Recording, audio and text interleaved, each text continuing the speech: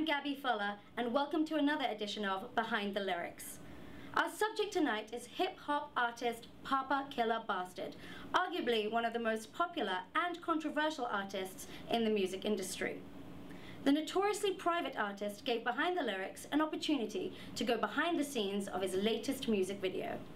Coca on my gun, coca on my gun, coca on my gun, yo, coca on my gun, coca on my gun, coca on my gun, coca on my gun, yo, coca on my gun. Sniff it out, snort it out, shoot you outside. Sniff it out, snort it out, shoot you outside. Sniff it out, snort it out, shoot you outside. Yeah, sniff it out, snort it out, shoot you outside.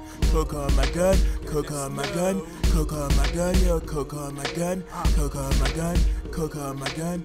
Coca on my gun, yo, coca on my gun. Yeah, I'm high as fuck when I do that stuff. Coca on my gun, man, you know what's up. Like Con Edison, yeah, light shit up. Pearly white coke in the back of the truck. All wrapped up safe, man, you know I got that kilo. Haters out there, yo, trying to fucking steal it. Coca on my gun, man, I hit him with a steel door. 5 outside, yo, now it's fucking 0. 0. 0 to 5 outside, yo, now it's fucking 0. Lay them niggas out, Papa. 0 to 5 outside, yo, now it's fucking 0. Coca on my gun, coca on my gun, coca on my gun, yo, coca on my gun, coca on my gun, coca on my gun, coca on my gun, yo, coca on my gun. Sniff it out, snort it out, shoot you outside. Sniff it out, snort it out, shoot you outside. Sniff it out, snort it out, shoot you outside. Sniff it out, snort it out, shoot you outside. Coca corner with coca on my gun, gun. Chillin' in the corner with coca on my gun.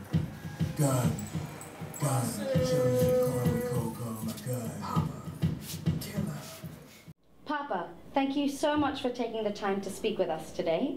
I can call you Papa, is that okay? Yeah, no problem. Okay, great. Now, you've been described as one of the most controversial artists in recent history. How do you feel about that? Hey man, just do what I do. If people don't like it, then I have to listen. Well, some of your lyrics have also been described as the most profane to come out. I mean, how do you respond to your critics about that? Haters are gonna hate. I just do what I can, you know. I'm a product of my environment, and I'm just putting a mirror in society. Well, your recent hit, Coke on a Gun, has you describing how you are taking illegal drugs on firearms. What kind of message is that? All my lyrics have positive meaning. Coke and a gun stand for world peace. World peace? Yeah. How is that? Could you elaborate? Well, the gun represents all the violence in the world, and the cocaine numbs that violence. Pop is about world peace, baby. What about the message to kids? It just so that they can do whatever they want when they grow up. Yeah, I want to give a shout out to my homegirl, Sarah Palin. She's about them guns. Okay.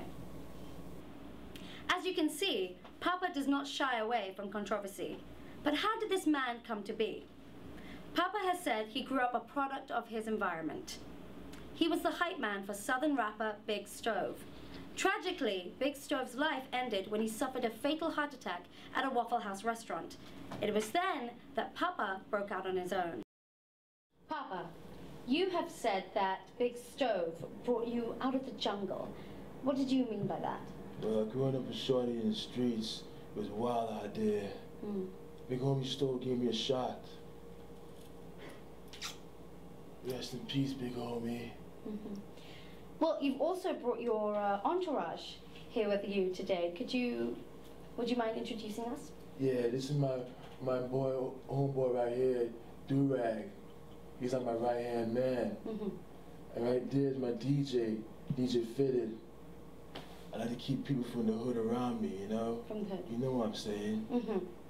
No, that's good. Well, you've actually been notoriously private about your upbringing. Why is that? Yeah, I always kept it real. I grew up rough. And my music is a representation of that. Of you growing up rough? Yeah. The rough side. Indeed, Papa has never really discussed his upbringing in much length.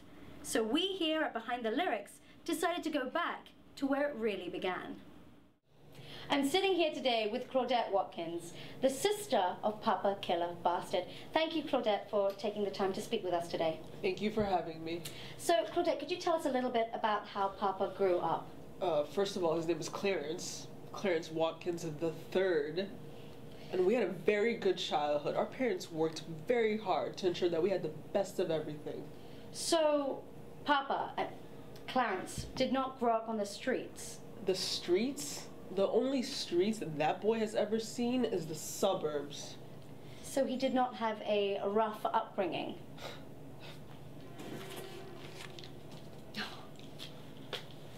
This is Clarence 3 years ago on Christmas Day. Yeah, that's your gangster rapper for you.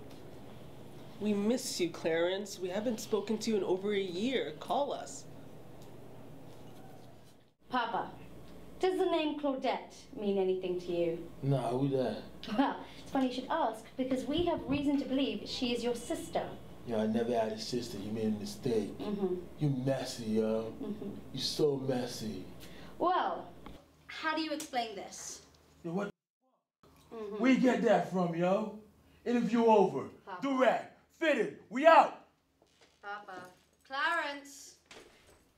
Papa. Clarence.